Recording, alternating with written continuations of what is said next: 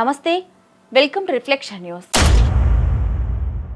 Islamic బంగ్లాదేశ్లో హిందువుల అణచివేతపై ఎదురు తిరిగిన వారిలో ఇస్కాన్ సన్యాసి చిన్మయ్ కృష్ణదాస్ ప్రముఖుడు.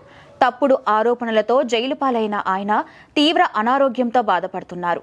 ఆయన ఆరోగ్యం రోజురోజుకి క్షీణిస్తూ ఉంది. చిన్మయ్ కృష్ణదాస్ ఆరోగ్యం మెరుగుపడాలని ప్రార్థించాలని ఇస్కాన్ పిలుపునిచ్చింది.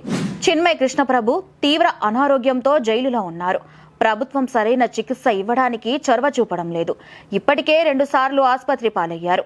చిన్మయ్ కృష్ణదాస్ కోలుకోవడం కోసం జనవరి 1న బంగ్లాదేశ్లోని ప్రతి దేవాలయంలో ప్రార్థనలు చేయాలని పిలుపునిచ్చామని బంగ్లాదేశ్ బెంగాలీ హిందూ హక్కుల సంఘం బంగ్లాదేశ్ షొమ్మిలిటో సనాతన్ జాగరణ్ జోటే ఒక ప్రకటనలో తెలిపింది.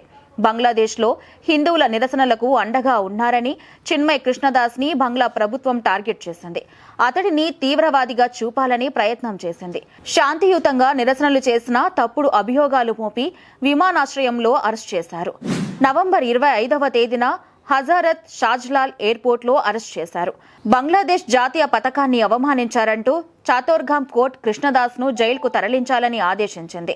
ఈ నేపథ్యంలో బెయిల్ కోసం ఆయన పెట్టుకున్న దరఖాస్తును సైతం కోర్టు తోసిపుచ్చింది. ఆయన తరపున వాదించడానికి వచ్చిన లాయర్ను అతి దారుణంగా కొట్టడంతో ఐసీయూలో చికిత్స అందించారు.